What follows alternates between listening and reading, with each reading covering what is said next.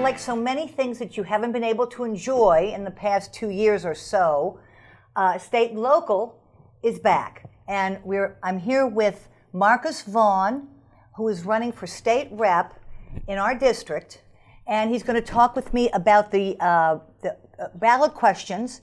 And he's going to talk to me about himself, of course. And so I'm very pleased to have him. Oh, thank you for coming, Marcus. Thank you very much, Ann. Thank you very much for having me today. Now, Marcus, you went to Syracuse and you were on track? Yes. So I graduated from Syracuse University in 2008, and I was lucky enough to earn a 4-year track scholarship for hurdles and long jump. Oh, really? Yes. So I was coming out of high school. I was a 5-time state champion. You were? Yeah, one in football and 4 in track. So 2 state titles in the hurdles, indoor and outdoor, and 2 in the long jump, both indoor and outdoor. Now, are you talking about high school now, or are you talking about... High school, yes. So. So what do you need, I'm just curious, so what do you need to do on a regular basis? I mean, I assume you're not running at the same level now. No, not at all. But when you were, what did you have to do to maintain, of course you were younger and that helped, but what did you have to do to sort of maintain yourself on a regular basis to keep... Yeah, so I mean, with hurdles, I mean, obviously it's a very technical race, and same goes with long jump. So, just the repetitive nature of getting over a hurdle, and, everyone thinks that you have to jump hurdles, but you're literally running through barriers. So the mentality is to just, run through as you were running, a standard 100 meter. But yeah, it's a very intense event. Enjoyed it through high school and college. Well, what did you have to do to maintain yourself to do that? Yeah, so I mean, luckily, obviously stretching. I was big into stretching. I actually injured my back very severely my freshman year learning how to hurdle. Had no idea how to hurdle, and went over a hurdle and threw out my back. Had to go to a hospital and get a cortisone shot in my back. Doctor at the time, when my mom took me to the hospital, I think we went to St. Elizabeth's Hospital at the time, and he said that it was the worst back spasm he's ever seen. So through that, I was getting, physical therapy done. I actually had an electrostim machine to kind of give me pulsating, electricity, through my back. For the inflammation. But through that, and a pretty steadfast regimen of stretching and just keeping in shape, I was able to get through it, and luckily. I excelled at it. And so that didn't compromise your scholarship then? No. I mean, track is based on results and based on time. Yeah. So I was lucky enough to be able to manage it throughout, and I'm still managing it today. Still go to physical therapy and the chiropractor to kind of manage it. But yeah, it was very rewarding. And now, what work do? You work from home, I believe? I do work from home, but I have the luxury of, I travel all throughout the eastern seaboard. So I manage a territory from eastern Canada down through Florida. So I'm a partner in one company, Rep Marketing Solutions, out of Drake, Massachusetts. We're manufacturer's representative for some of the top security manufacturers throughout the world. BCD Video, which is a Dell supplied hardware provider, Panasonic iPro for video surveillance cameras, Code Blue, which is the emergency telephone towers that you see at every college campus, the blue lights.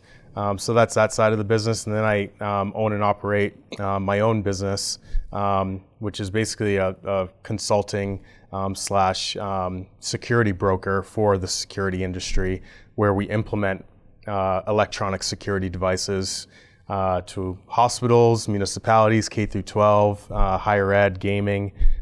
We kind of deal in multi marketplaces. And you have an MBA from where? From California State University, yes. So coming out of college, I was lucky enough to have a pretty cool job where it allowed me to travel the world. I was working with a lot of pharmaceutical and medical device, semiconductor manufacturers in the clean room industry. Being on the road so much, I had actually gotten into Bryant University for my MBA. Oh, that's a good place. And the advisors, talking with them through my process and going through that, it was determined that if I had missed a certain amount of classes, then I wouldn't be able to graduate. So I kind of had to shift gears and go to online route just because I was on planes just about every week. Well, you were still working while you got the degree. I was still, yes. So luckily, through all that travel, I was able to, complete my MBA just under 2 years, on airplanes, basically. Oh, gosh, that takes a lot of. Now, you married your childhood sweetheart or your high school? I did. Yeah, high school. My high school sweetheart. Yeah, my wife Caitlin is a Rentham resident. I grew up in North Attleboro. We had met in high school. My junior year, her sophomore year. Was it King Philip? She went to King Philip Regional High School. And where did you go? I went to North Attleboro High School. Oh, so you met at a. So we actually, we met at a track meet. So she was a big soccer star and an All-American soccer, but she was equally as talented in track and field as well. We met on the track and we started officially dating I think it was the first day of my senior year in high school, her first day of junior year in high school, and we've been together ever since. Oh, yeah. It's a nice story. Yes. Now, I thought we might talk about were these questions. Yes. So I've got here, what we're doing is we've got the site of Galvin's office there, and we've got everything that's written here about. So we have this to kind of, to refresh our memories, or mine in any case. So we're going to talk about those. Okay, question 1 is, sorry everybody. All right, here we go. A tax on income over $1 million. Now, don't you think this is a slippery slope? It very much is a slippery slope. The millionaire's tax, basically, also referenced as a fair share amendment by some, activist groups, isn't cut and dry.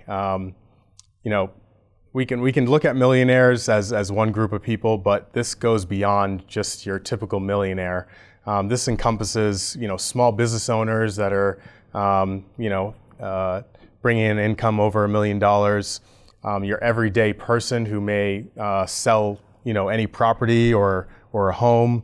And that's going to be considered income. And that will be considered income. So, which it is not now. Which is not now. So, you just can't make this stuff. I mean, it says here numerous unpredictable factors could significantly alter the impact this proposal may have on state and municipal finances. Well, are people going to, what are people going to do about this? They're going to end up probably having to move out of towns like this one where the taxes are very high. Yes. And go elsewhere. I mean, they've got to go someplace. But I noticed they mentioned that it's going to be used. Oh yes, it's going to be used as the schools, and every child can go to a great school. Well, that's not just money. No. And they're not taking into consideration that's not going to change the corruption in the schools. Not at all. And to that effect, our state budget, we have an overage in our budget today. So for them to be pushing, this type of tax, more tax, we're already labeled as Taxachusetts at this time, just seems a little bit ingenuous. The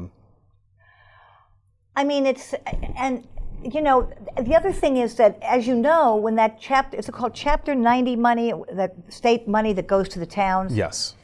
I always thought that had to be earmarked and used for certain things. No, they can use it any way they want. Pretty much. There's a lot of different, nuances between, in loopholes where, municipalities can utilize that money. And it's not necessarily earmarked for what you would think it would be earmarked, for certain programs and facilities management, road management within the town infrastructure. So. I mean, I'm very cynical about that kind of thing. Now, in the against, they say there's no guarantee revenue would actually increase spending on education and transportation. But further, they also say there's going to be something constitutional. Well, does that mean they're going to change the Constitution? I mean, it's just no good, and their argument is no good. No, it's really not. And I think certain groups like Raise Up Massachusetts, they are for families, but they are also for spreading the wealth. For me, I'm free market. Everyone should rise up on their own laurels. we don't need, groups like this to basically tell us where, taxpayer dollars should be, given to, other entities over time. And here it says the Commonwealth does not endorse these arguments and does not certify the truth or accuracy made in these arguments. Well, what in the world? I mean, how could anybody I'm surprised at their candor, actually, to tell you the truth. Now, this is 2, and this has to do, maybe you understand this a little bit better than I do. I think you do. Yeah, so on ballot question 2, as far as a regulation on dental insurance, basically the proposal is to have dental insurance providers utilize the premiums up to 83%.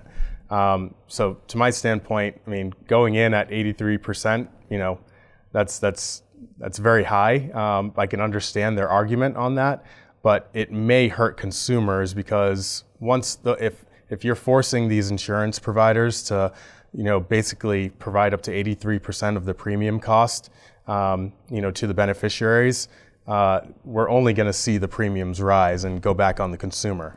Which, I mean, it's only logical, isn't it? It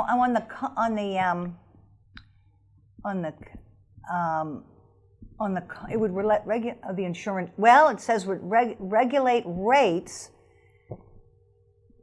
So that is the thing. If the Commonwealth were to be able to, if they were able to cap, any premium hikes based on the, consumer price index, then, I would be supportive of that. But if they're not going to put any stop measures in place after they institute something like this, if something like this is instituted, then again, it's only going to hurt the consumer, and premiums are only going to go up, and we're back at square one at that point. I mean, people have enough trouble as it is affording, dental care, and yes. and I don't even know that. It says under. This also says here that will increase costs for families. Yes, it says a 38% premium increase in one study could result in only 38% in the increasing the premium could result in thousands of people losing access to dental care. And there's no law like this ballot question anywhere in the nation. No, so this would be first of its kind, and would be pretty substantial if something.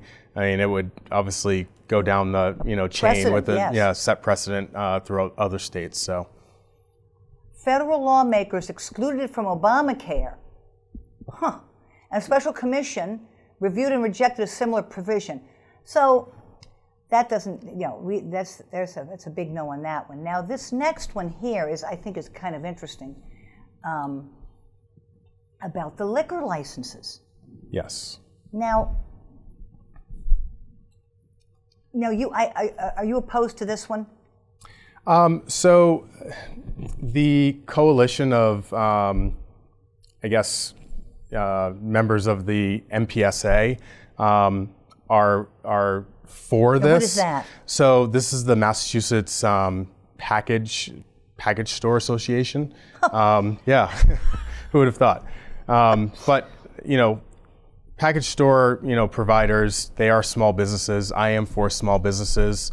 And if this expands, their business, I am, for that. It's also putting stopgaps in place for, controlling consumers from going through checkout lines, at your local convenience store or big, supermarket where, those stop measures aren't in place for minors, for say. But these kids for decades, for God knows how many years, have been sending the older brothers and sisters in. Yes. That's not going to make any difference at all. Yeah. There's always going to be some bad apples that are able to, get through the system. But, this is just one step as far as being able to mitigate that.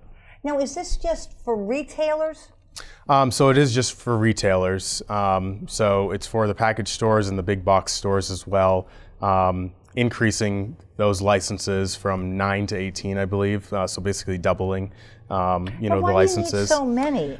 I mean, I understand if you have several stores, but, Yes. but if you had just one store, why wouldn't so many be necessary? Yeah, I guess you wouldn't utilize all those licenses, but you know, there are certain you know, entities that have multiple you know, establishments across the Commonwealth. Well, of course, too, if this would result in more spirits being sold, then there's the federal tax is what, 13%. Yes.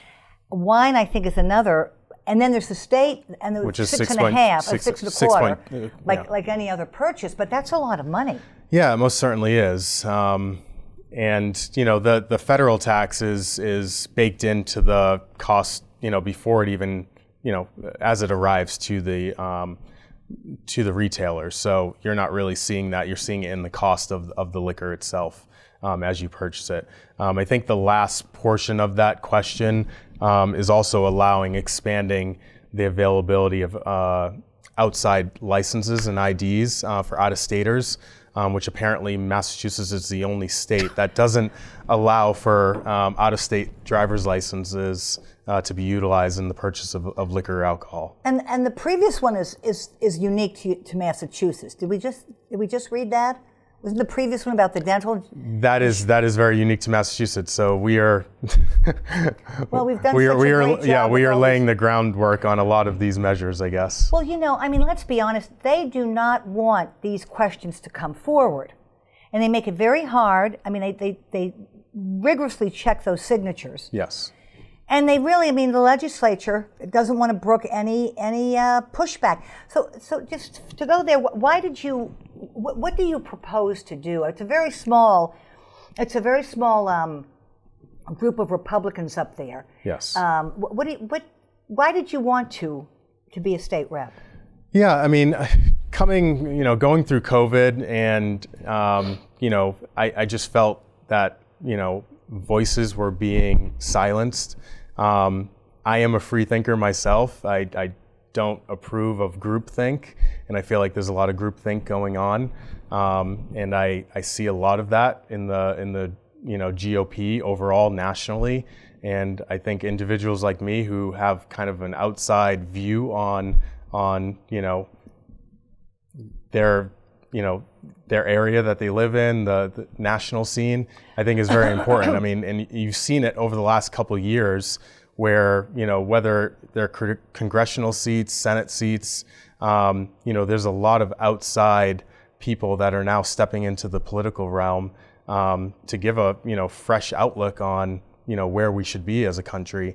And those people have been fairly successful, and I see myself as being able to get to that point where, you know, I can you know, provide a fresh outtake on, you know, hopefully making sure Massachusetts is affordable for everyone, making sure that Massachusetts is a safe, you know, state to live in all of our municipalities, and making sure that, you know, parents have a voice, especially when it comes to their children. So, because you and I had talked about what's going on over Children's Hospital, and I wonder how much the legislature has had to say about that.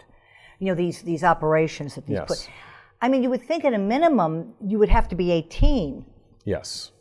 But that's not the case. That's not the case at all. And there's a lot of do you research. think the legislature should say something about that? I mean, I they think probably can't do anything, maybe. But yeah, I think they most certainly should. I mean, that's, you know, the age that they're allowing these operations. I mean, at the end of the day, I can't really, you know, say much on, you know, the parents' ability and their stance on doing what they think is best for their children.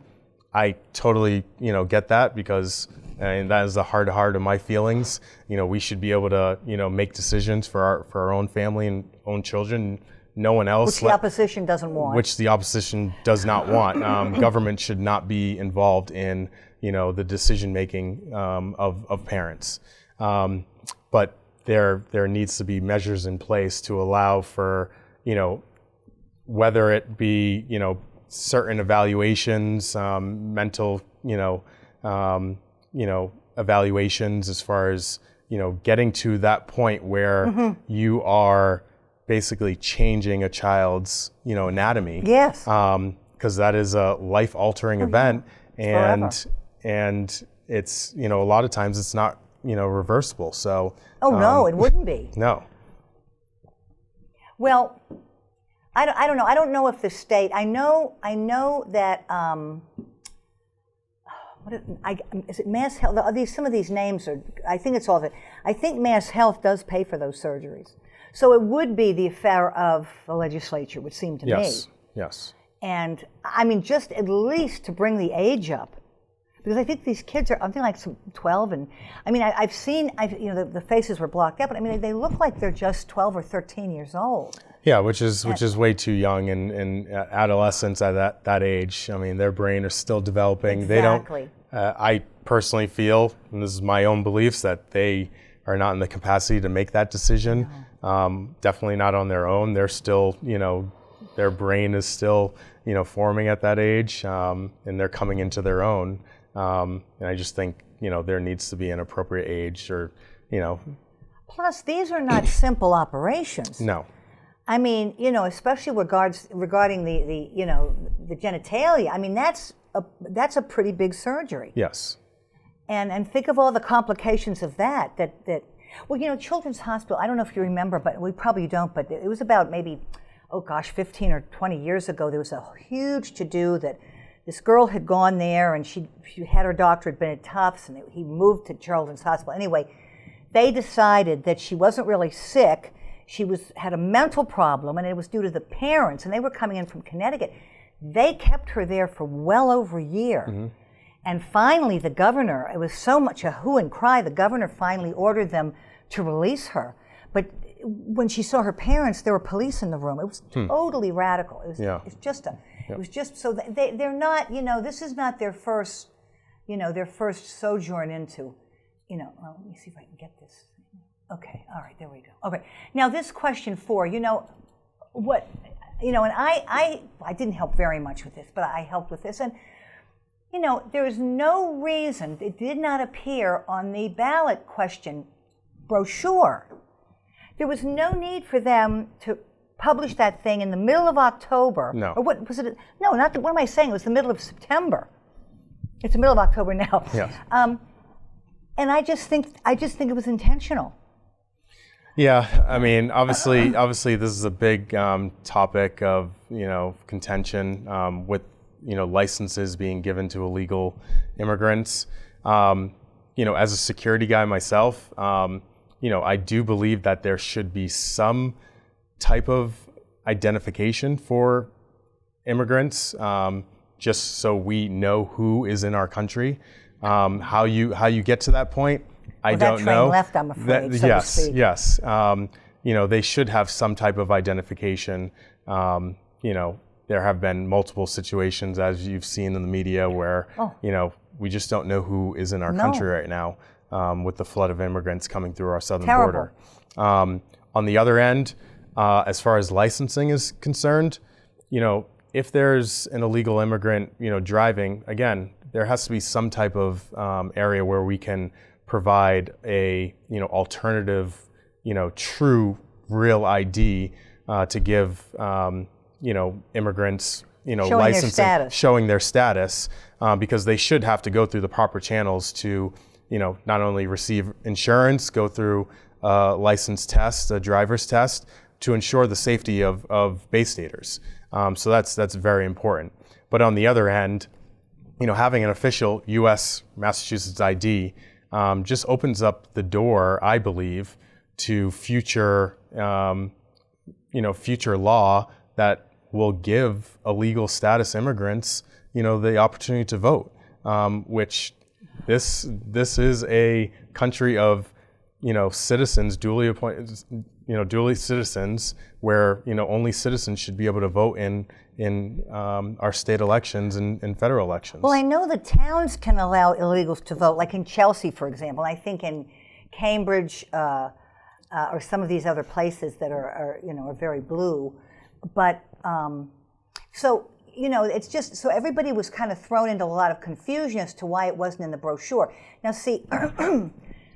I'm sure you know that they had already agreed, the legislature had passed something to allow illegals to have driver's licenses. And then it was by the time that went through, so people working for this question got a late start. Yes. So I'm still confused. I've heard 2 or 3 different explanations about the thing not being on the brochure. But whatever they may be, it did not have to go out so early. No. And I think it was because the state doesn't want it. They want them to have the licenses. And they figure if they can, if they can taint it, well, so be it. Well, they'll do it. Yeah, I mean, that's usually, again, where we stand in Massachusetts with, the unevenness of the House legislature right now. I mean, they have certain, they have the upper hand right now to make these type of decisions. So that's why it's important for, people like me, to win these particular seats and give some more balance to the State House.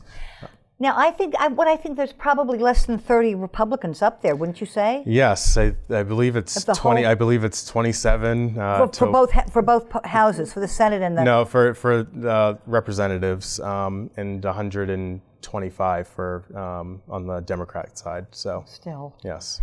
Well, listen, we were just about now. Are you going to be having any coffees or parties, or he'll put your website up? Yes. So I have a couple of events, that we'll be engaging in this next month. Obviously, the election's right around the corner, so we'll be in Medfield for a meet and greet event.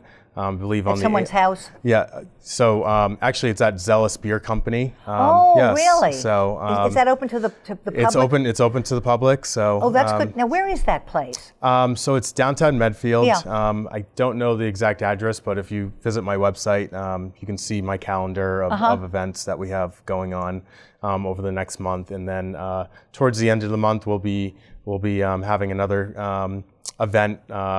A pumpkin spectacular downtown Rentham, where we'll hopefully be lighting up the entire town common with jack-o'-lanterns. So it'll be a great, family-friendly event. Was the town doing that, or are you doing it? So I'm doing it, with the approval of the town. So we'll have a bunch of small businesses engaged in the event as well. Oh, that sounds good. And vendors. So over 2 nights. What night is that going to be? So it's going to be the weekend of Halloween, so I believe it's the 28th, 29th, 30th. Okay. So, it's going to run for a few days. It'll run for 2 days, over 2 nights, basically. So Friday night we'll have pumpkin drop-offs. Saturday during the day, pumpkin drop-offs, and then we'll light up the first. So people bring their own pumpkins that have been carved. Yes, and then we'll. Yeah. And are you going to wire all these? How are you going to run? No, so we'll have candles and battery-powered candles, regular candles to light everything up. And then we'll do a little judging competition. So hopefully we'll have some celebrity judges and some prizes for different categories throughout the 2 days. So. Well, that's and then so what how do they spell that? Z-E-L Zealous is. Yes, Z-E-L-U-S. Z-E-L-U-S. Yes. So that sounds like and that's a fundraiser, obviously. Yeah, it's fundraiser, meet and greet, whatever you want to call it, but just another chance to get in front of the constituents and learn a little bit about myself. And what night is that? So that's the Tuesday, the 18th. The 18th. Yes, okay. at 6:30, I believe. Okay. So. Oh, that'll be good to know. Yes. So he'll put that up on the lower third then for you. Yes. Well, listen, thanks so much for coming. Thank you very much, Ann. Thank you for having me. It's been great. And so my guest was Marcus Vaughn. He's running for state rep from this district, and he'll be having these events. I suggest that maybe you go to them. It sounds like it'd be a lot of fun. And just remember that you can be an activist by voting. So thanks for watching State and Local. I'm Anne Marie Battistone, and this is Norfolk Public Access.